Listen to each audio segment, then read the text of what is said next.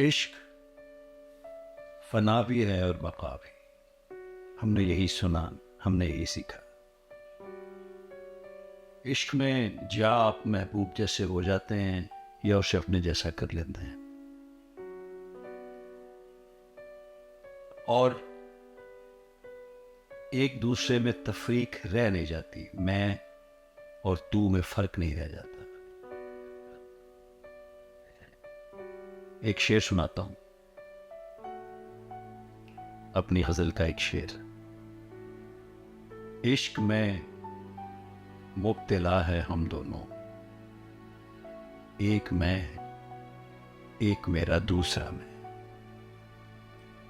ये जो दुनिया बनाई है तूने, मैं बनाता तो यूं बनाता मैं।